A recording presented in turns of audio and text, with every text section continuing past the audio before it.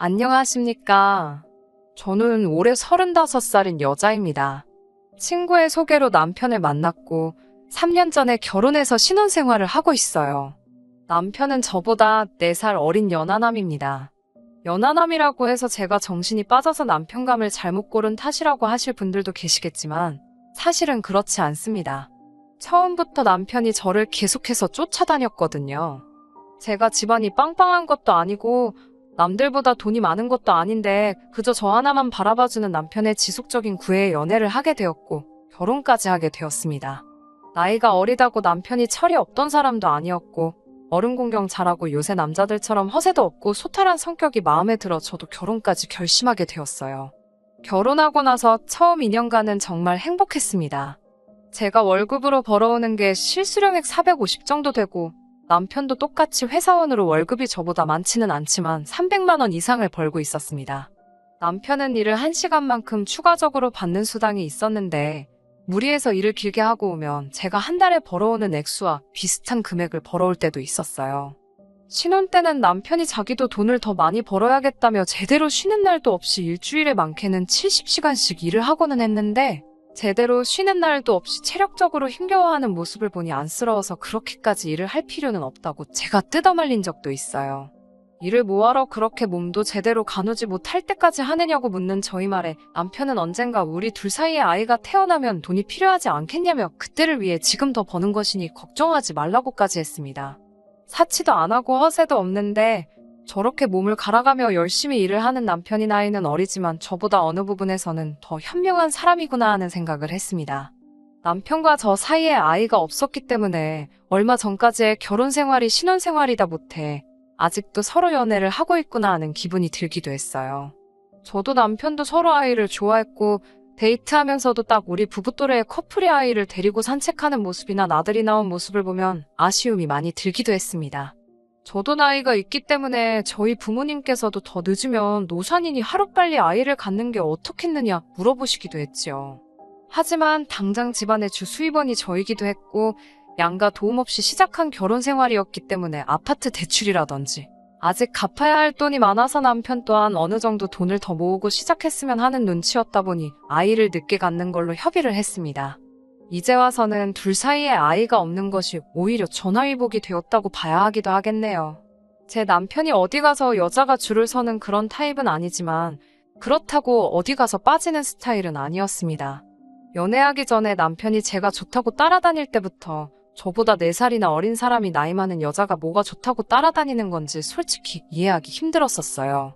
말씀드렸다시피 재벌이가 평균에 비해 나쁜 편이 아닌 건 알고 있지만 그렇다고 남편도 일이 조금 힘들 뿐이지 벌이가 또래에 비해 결코 적은 편은 아니었거든요. 나를 돈 때문에 만나는 것도 아닐 텐데 그래서 연애하면서도 남편한테 또래의 여자나 더 어린 여자들을 만날 수 있을 텐데 왜 나를 만나냐고 물어본 적도 있어요.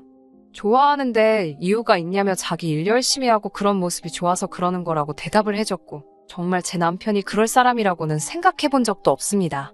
시댁이나 친정이나 지방이라 서울에서 직장 생활을 하고 있는 우리에게는 거리가 꽤 먼 편이었는데 저도 시부모님께 잘했지만 남편이 우리 부모님에게 하는 것만큼은 되지도 않다고 해도 무방할 만큼 친정에도 잘했습니다.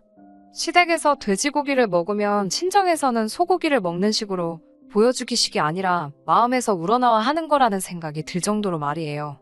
한 번은 샤인머스켓을 사다 드린 적이 있는데 저희 어머니께서 포도가 참 달다고 하시니 저 몰래 인터넷으로 주문해서 일주일에 한 송이씩은 무조건 배달이 되도록 해놓을 정도였습니다. 저희 어머니도 나중에 한 송이에 얼마인지 가격을 알고 나서부터 그만 사보내도 된다고 하셨는데도 한동안은 계속 배달을 시켰고요. 연하남이라 철딱서니가 없을 줄 알았지만 결혼 후에 보여준 이런 행동들 덕분에 저는 제가 결혼을 잘했다고까지 생각을 했어요. 저라고 자존감이 낮아서 제 외모가 별로고 대단한 남자 얻었다고 생각한 적 한 번도 없습니다. 제 입으로 말하기는 뭐하지만 대학교 다닐 때는 학교 홍보 모델 사진도 찍은 적이 있고 어디 가서 빠진 적 없어요. 지금이야 30대 중반의 평범한 회사원이지만 그래도 틈틈이 운동도 하고 관리도 받으면서 꾸준히 저를 가꿔온 사람입니다. 거기에 제법 다니는 회사도 괜찮은 편이기 때문에 남편에게 매달리거나 의존한 적은 한 번도 없어요. 남편을 만나기 전까지는 저도 제 커리어에 집중을 하느라 취직 이후로는 그렇게 연애를 많이 해본 적은 없는 편입니다.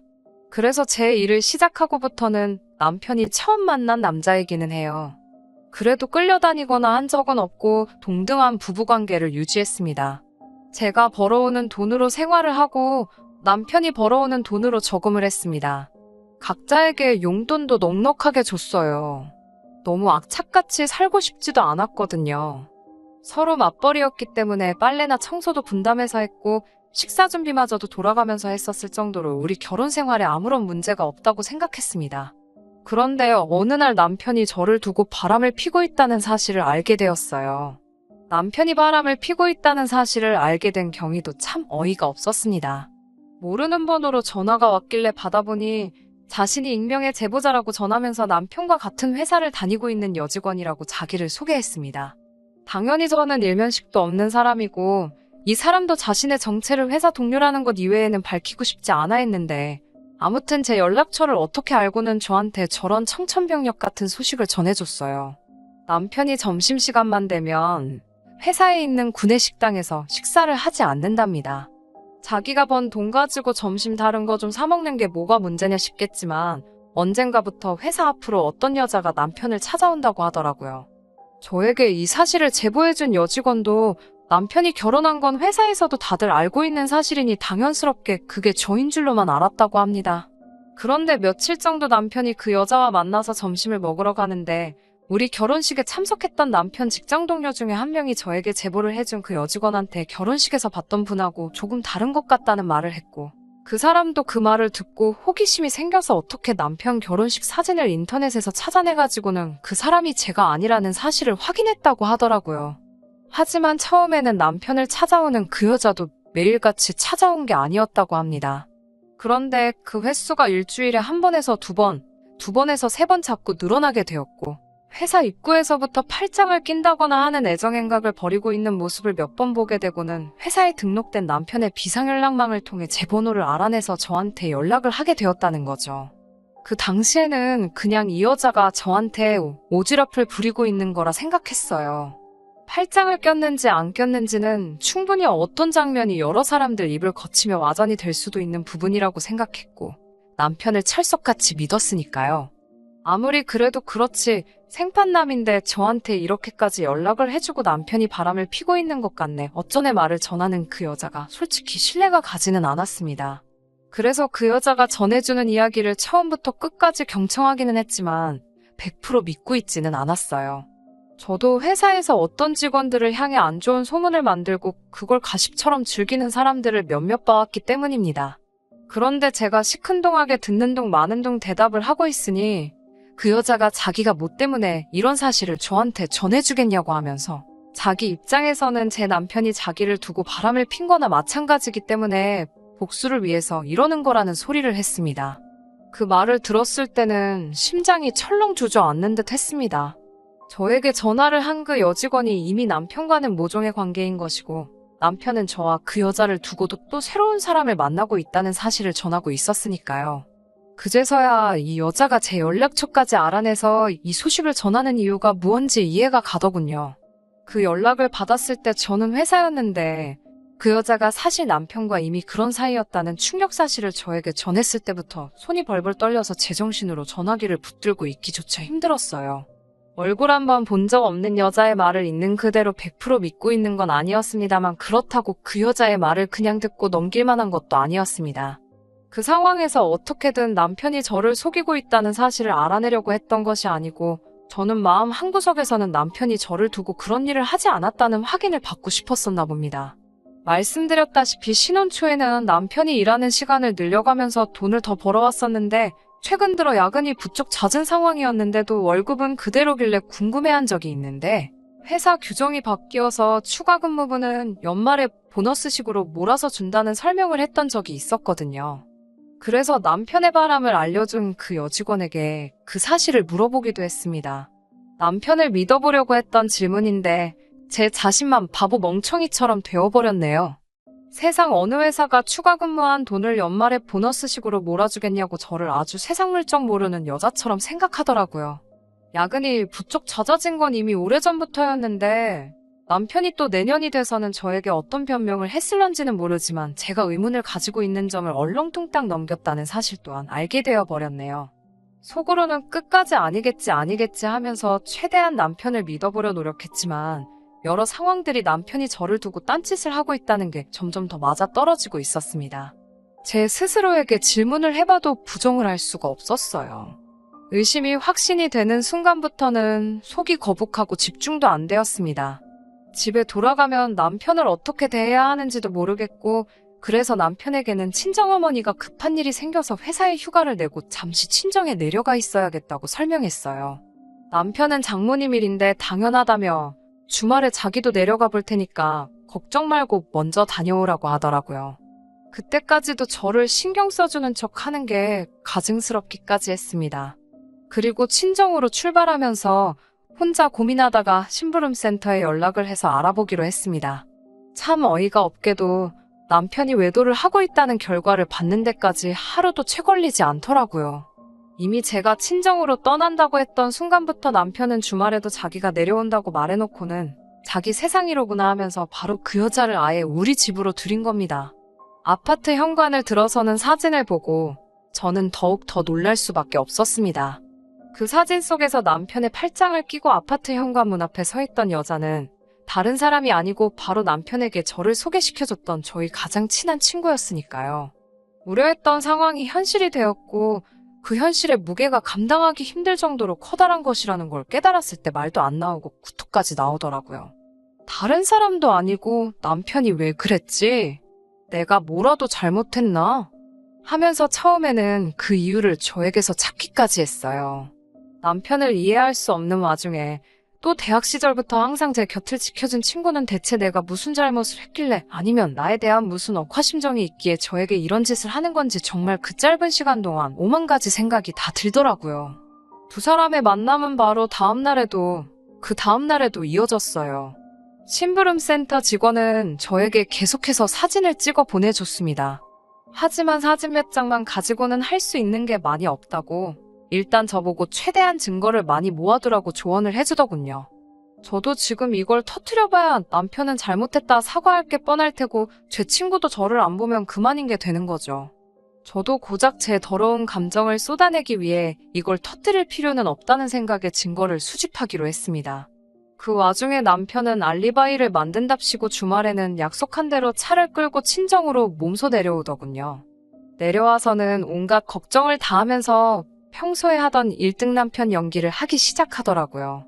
친정어머니께는 아직 자초지종을 설명하지는 않았고 갑자기 찾아온 건 이유가 있어서 그런 거니 적당히 맞장 붙여달라고 부탁했는데 워낙 남편이 친정에 잘했기 때문에 그저 사위가 멀리서 찾아왔다고 좋아라 하시더군요.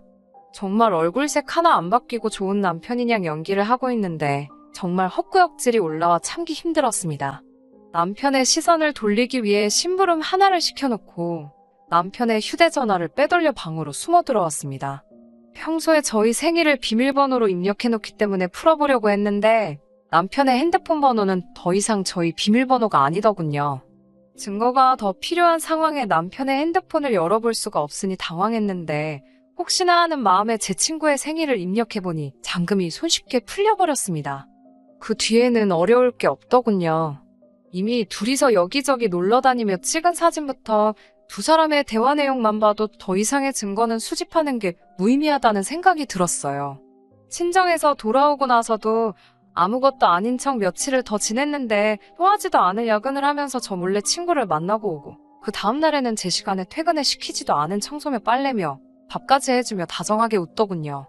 식사가 끝나고는 오랜만에 산책이나 하지 않겠냐면 내 손을 잡아 끄는 모습과 저를 배려해주는 자상한 말투. 저게 전부 다 내 친구를 몰래 만나기 위해 쓰고 있는 가면이었나 하는 생각이 들었습니다. 애초에 두 사람이 그렇게 될 사이였다면 왜 나를 소개시켜주고 결혼까지 하게 만들어 이 마음고생을 하게 만드는지 싶었어요. 그 생각에 저도 모르게 눈물이 흘렀는데 남편이 갑자기 우는 제 모습을 보고 깜짝 놀라면서 왜 우냐고 물어보더군요. 여태까지 참아왔는데 순간의 감정 때문에 남편에게 모든 사실을 알고 있다는 걸 터뜨릴 수는 없어서 그냥 갑자기 그런다고 대충 둘러대고 넘어갔습니다. 그리고 친정에서 돌아온 그 주말에는 제 남편과 저 몰래 만나고 있는 제 친구를 따로 불러냈어요. 얼굴 못 보고 지낸 지 너무 오래된 것 아니냐고 오랜만에 보자고 하면서요. 평소 자주 만나던 그 시절처럼 친구를 만나 요즘 유행하는 파스타를 먹고 요즘 젊은 사람들이 찾는다는 카페에 가고 정말 아무 티도 나지 않게 평소와 똑같이 시간을 보냈습니다. 친구도 제가 뜬금없이 만나자고 해서 불안해하는 게 티가 났는데 정말 아무것도 모르는 듯 태연하게 행동하는 저희 모습에 친구도 안심을 했는지 얼마 뒤부터는 저를 평소 대하듯이 대하더군요. 어느 정도 시간이 지난 뒤부터는 친구도 더 이상 의심할 게 없다고 생각했는지 뻔뻔하게도 남편은 잘 지내냐고 안부를 묻더군요. 결혼식 끝나고 집들이 한 이후로는 한 번도 본 적이 없다면서 정말 입에 침도 바르지 않고 거짓말을 하는데 그 자리에서 들고 있던 포크로 이마를 찍어버릴 뻔 한글 속으로 꾹 참았습니다. 아무 일도 없는 척 연기를 하니 저도 힘들어져 잠깐 지쳐 있었는데 친구가 제 눈치를 보더니 무슨 일이 있느냐 걱정을 해주면서 일도 좋지만 건강도 챙기면서 하는 게 좋다고 말을 하는데 그 와중에도 저를 걱정해주는 척을 하고 있는 가증스러운 모습 때문에 웃음도 나오지 않더라고요. 남편을 제게 소개해준 친구에게 빼앗기고 저는 그 사실을 전부 다 알고 있음에도 불구하고 아무것도 모르는 척 연기를 하고 있어야 한다는 현실이 너무 힘들었네요.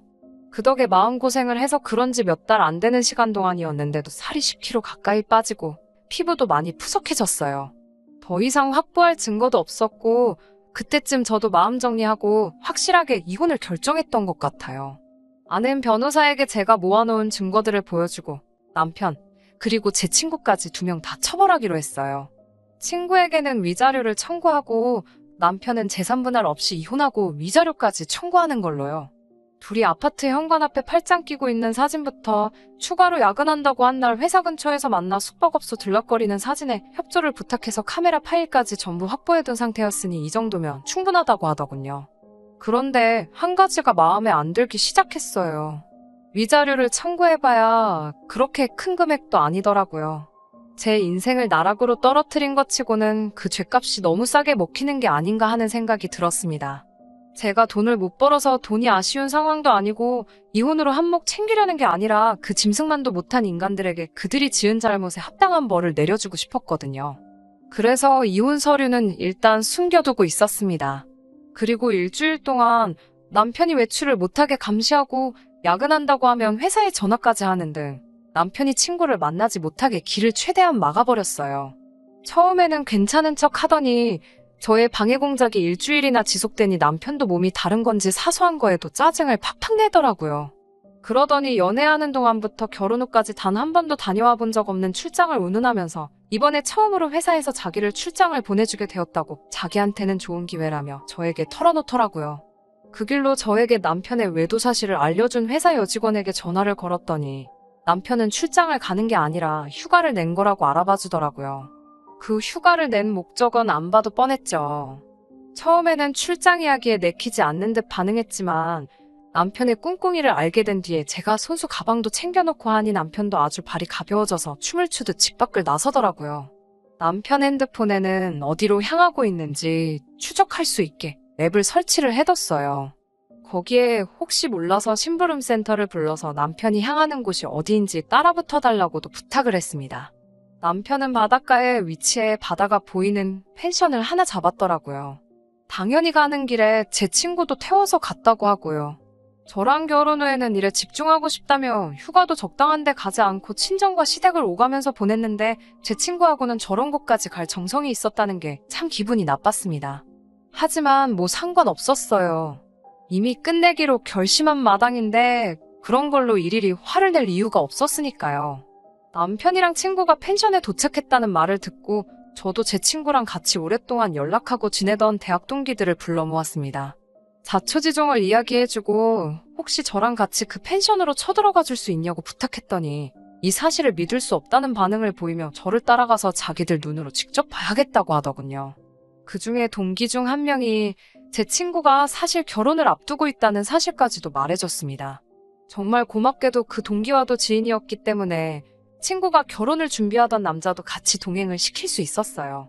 친구가 결혼하려던 남자는 건물 매체를 가지고 있는 사람이었는데 이런 사람을 두고 뭐하러 내 남편을 만났을까 싶었는데 실제로 만나고 나니 그 이유를 알겠더라고요. 나이도 우리보다 훨씬 많아 보이는 데다가 누가 봐도 딱 이 사람의 재산만 보고 결혼을 하기로 정했다는 생각이 들었어요. 남편과 친구가 즐거운 시간을 보내고 있을 목적지인데 그 목적지로 향하는 저희들은 썩 즐겁지는 않았습니다. 친구와 결혼할 상대라는 사람도 혼자서 중얼중얼 거리면서 믿을 수가 없다는 듯한 분위기였고요. 도착하니 출장 간다던 남편 차는 펜션 앞에 떡하니 주차가 되어 있고 차 안을 슬쩍 봤더니 제가 싸준 가방은 손도 대지 않고 그대로 뒷좌석에 처박혀 있더군요.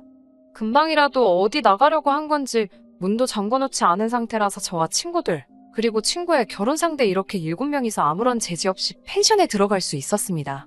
누가 들어온지도 모르고 바다가 보이는 욕조 안에서 아주 신명나는 시간을 즐기고 있더라고요. 제가 남편을 부르고 모고할 것도 없이 그 장면을 보고 친구의 결혼 상대가 창문을 뛰어넘어가서 소리를 고래고래 질렀습니다. 두 사람은 욕조 안에서 비명을 지르며 아주 혼비백산하더라고요.